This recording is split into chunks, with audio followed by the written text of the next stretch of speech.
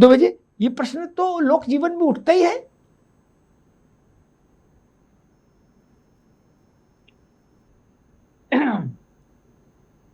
मुझसे पूछा? जी हाँ।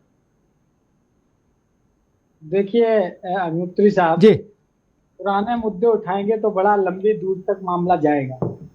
कल सौभाग्य से मैं रात को 9 बजे के लगभग साहित्य तक में एक इंटरव्यू देख रहा था, नीलमा नीलमा डालमिया का।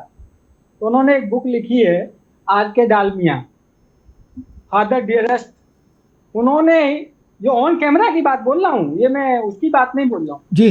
तो उन्होंने बड़ा बड़ा बहुत कुछ बोला है नेहरू जी के बारे में और महात्मा गांधी जी के बारे में, लेकिन उसके बाद भी वो हमारे नेता हैं। तो क्या है कि ठीक है, परिस्थितियां क्या कैसे है राजनीति में कराएं, कुछ कहा नहीं जा सकता, लेकिन ठीक है, ये सच है कि उनके साथ अन्याय तो हुआ है। फिरोज जी के साथ अन्याय हुआ है। अब वो क्या कैसे होगा वो उनका मैटर है, लुकआउट है, वो उनका जाना। लेकिन जहां तक देश का सवाल है, परसीमन का सवाल है, आप जो बोलते हैं, देखिए इस देश में कितनी अच्छी व्यवस्था है। सर, मेंबर से लेके ग्राम पंचायत सदस्य से लेके और लोकसभा का सांसद तक की व्यवस्था इस देश को लोकतंत्र के थ्रू मिली। चाहे तो हमारे देश में ऐसा कोई कोना नहीं बचेगा जहां डेवलपमेंट ना हो सके, लेकिन कहीं ना कहीं हमारे नेताओं की कमी रही। उनकी मानसिकता वो नहीं रही कि देश डेवलप करे। हमारे नेताजी कहा करते थे, अगर हम अपने गली मोहल्ला और गांव को डेवलप नहीं कर पाए तो फिर नेतागिरी किस बात की हम करते हैं। और इसीलिए लोग उनका क्रिटिसाइज भी करते हैं कि सैंपई को उतने इतना कर दिया, ये कर दिया, वो। अरे भाई, तुम्हें भी तो मौका मिला है ना। यही भारतीय जनता पार्टी ने मोदी जी ने स्मार्ट सिटी और एक गांव गोद का सिस्टम चलाया था ना। धज्जियां उड़ा दी हैं उस सिस्टम की, आप देखिए तो सही। और ये हकीकत है। देखिए, मैं विचार की बात नहीं करता हूं, विचार अच्छा था, लेकिन धरातल पे कितना उतरा आप देखिए।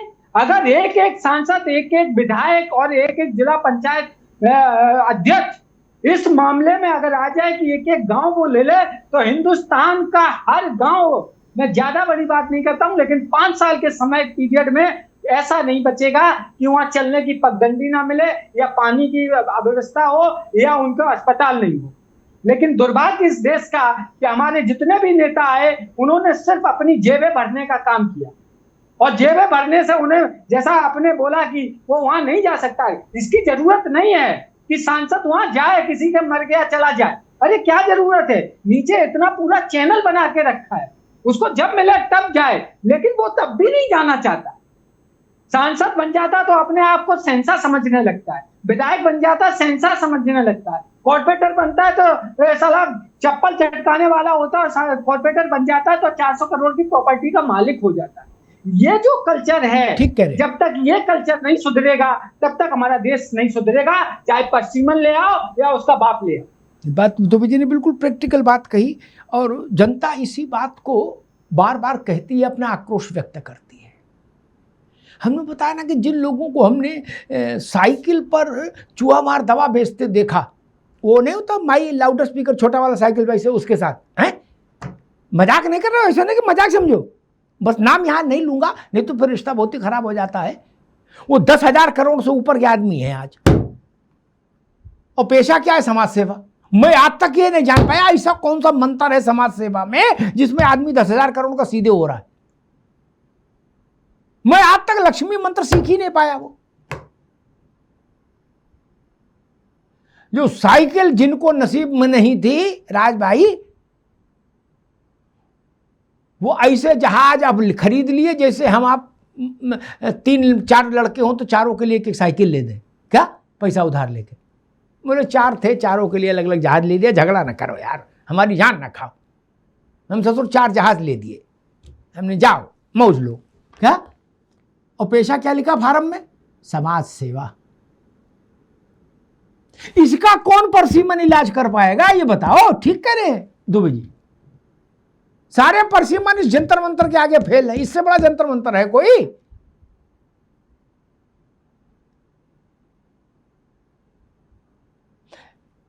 एक बार मैंने नोटिस किया, अचानक से रोज का मेरा जीवन था पार्लियामेंट जाना अगर चल रही तो, और 4-6 घंटे वहां रहना। तो मैं देखता था जब हाउस एडजर्न होता था तो गेट नंबर 1 के बाहर पुरानी बिल्डिंग में पोर्टिको जो था गलियारा उसमें गाड़ियां आके लगती थी नेता सांसदों की। तो इस गरीब मुल्क के सांसदों की गाड़ियां देख के मुझे ऐसा लगता था कि मैं भारत के मोटर एक्सपो में नहीं हूं, कार एक्सपो में, लंदन के कार एक्सपो में हूं क्या। और पेशा सबका यही लिखा, भगवान का नाम लेके समाज सेवा। इसलिए ये भारत में राजनीतिक पाखंड चरम पर है, चरम पर। और मैं बात खरी बोल देता हूं तो बुराई भलाई हो जाती, बाकी तो सब ठीक ही है। उनके घर का चम्मच भी भारत का नहीं, कटोरी भारत की नहीं, प्लेट भारत की नहीं, कप भारत का नहीं। बताइए।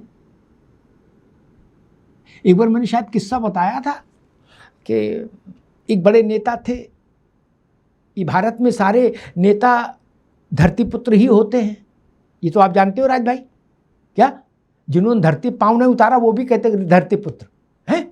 अपने चेलों से कहते मेरे लिए लिखो धरतीपुत्र, इसको फेमस करो बेटा, ये 10,000 पकड़ो और इसको वायरल कराओ धरतीपुत्र। बोले ठीक है भाई, जब 10 और दो फिर कराता हूँ। तो उनके यहाँ मैं सुबह गया तो नाश्ते पर तो दिव्य नाश्ता हुआ। 2 बजे सुन लो, जैसा दिव्य नाश्ता होता है 56 व्यंजन। हम तो भाई ऐसे लोग क्या देखते बाकी हमारे यहाँ तो क्या है, पराठा बन खा लो या दलिया खा लो, एक ही चीज़ बनेगी टाइप का जीवन है।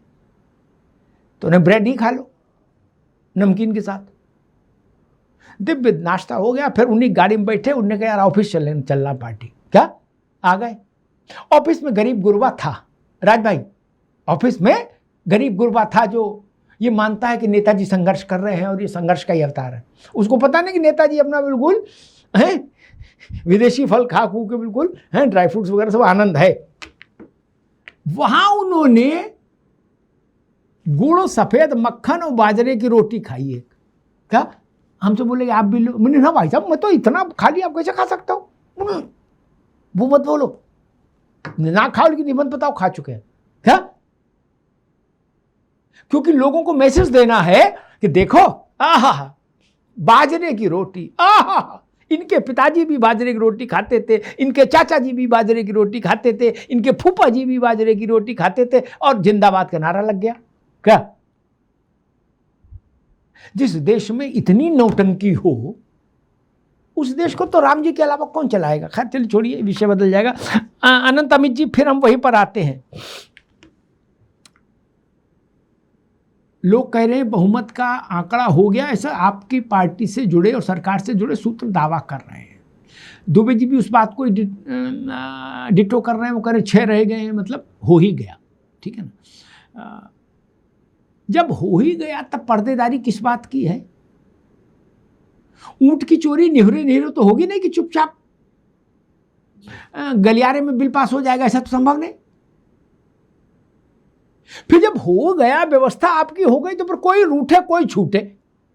आप सीधे ऐलान क्यों नहीं करते हैं? बिजनेस एडवाइजरी कमेटी में क्यों नहीं ले आए कि भाई 12 तारीख को बिल आएगा? उसमें गुप्त टाइप की चीज क्यों रखना चाहते हो कि कान में बताएंगे? ऐसा क्यों करना चाहते हैं? इससे थोड़ा शक पैदा होता है कि यार ये क्या बवाल है, कान में बताएंगे, इशारे कर रहे हैं। और सीधी सपाट बात करो, 12 को लाएंगे, 13 को लाएंगे, ऐसा करेंगे। अमित जी, आप लोग भी थोड़ा ड्रामा प्रोन तो हो गुरु, थोड़ा ड्रामा चलता रहे, थोड़े हैं कठपुतली खेल होता रहे। 30 सेकंड हम प्रयागराज पे भी ले लें क्या? उसके बाद आपके सवाल पे आ जाएंगे।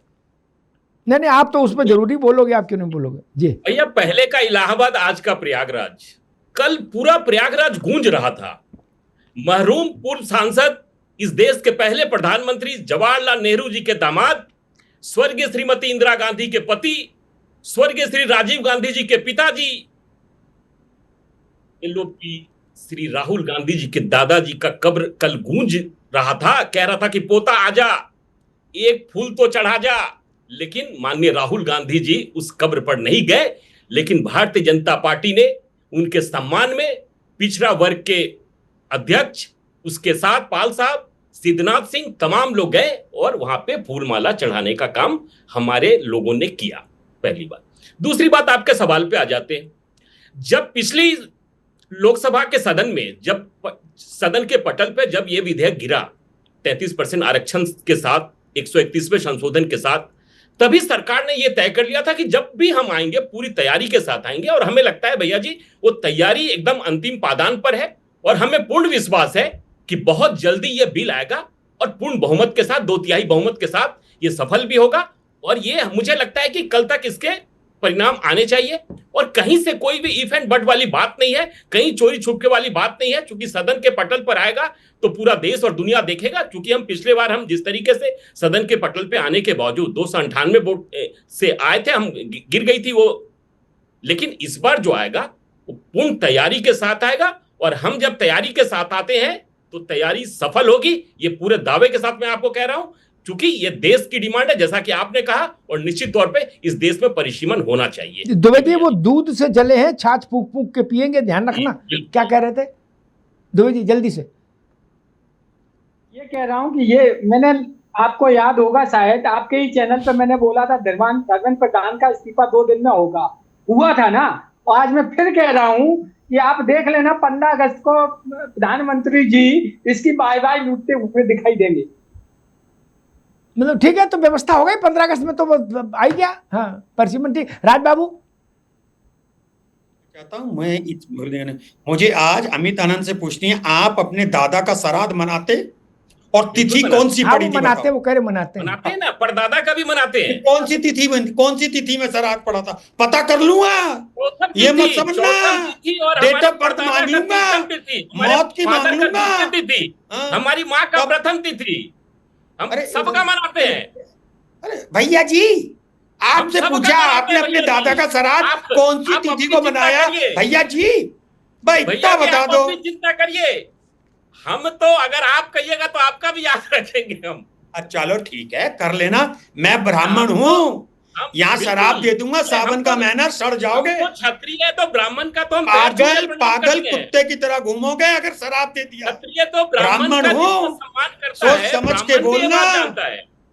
आपकी तरह डीएनए का नहीं हूँ, मेरे और आपके डीएनए में अंतर है। बताइए, Listen one thing, there is a much difference of DNA between you and me. मजार पर जाकर There is a much difference. चढ़ा दिए रहते हैं। आपका डीएनए और मेरे डीएनए में अमित भाई बहुत अंतर है। की आवाज आ रही थी, उसको सुन लिए होते। अरे अमित भाई पहले सुन लो, सुन रहे थे। आपके डीएनए और मेरे डीएनए में बड़ा अंतर है। दादाजी चीख चीख के पिताजी का श्राद्ध नहीं मनाते हो आप। आपके पिताजी कहते हैं अमित आ जाओ आ जाओ, मेरी चिता की कसम मजार से चीख रहे थे कल। और सुनो, आपके नेता ने माँ का श्राद्ध मनाया, कार्यकर्ताओं ने सुन ली। आपके नेता ने माँ का श्राद्ध मनाया। अरे हम कब मनाया? चीख सुन लिए, आपने अपने दादा का मनाया। आप तक चीख नहीं गई। अरे भाई मेरी बात सुन लो, मेरे डीएनए और आपके डीएनए में अंतर है, लेकिन आप लोग तक कैसे चीख नहीं गई? आप इधर सुन लीजिए, आप बिल्कुल हाइब्रिड भी नहीं हो। सांसद की चीख इधर सुन लो। अच्छा मैं एक बात कह रहा हूँ, आप कह सकते हो नहीं कह सकते हो, मेरा डीएनए और आपके में अंतर है। बोले हम कह रहा हूँ, चेतावनी देता हूँ, बोलो। पूरे देश में गूंज रही थी, राहुल गांधी जी के दादा की चीख मजार से आ रही थी। ये तो डीएनए आपका भी चक्कर आ दूंगा, मेरे पल्ले पड़ गए। आप तक गई कि नहीं गई? हाथ पकड़ के खून निकाल लूंगा, गूंज आ रही थी, गूंज आ रही थी। दोनों मित्रों को रोकूंगा भाई।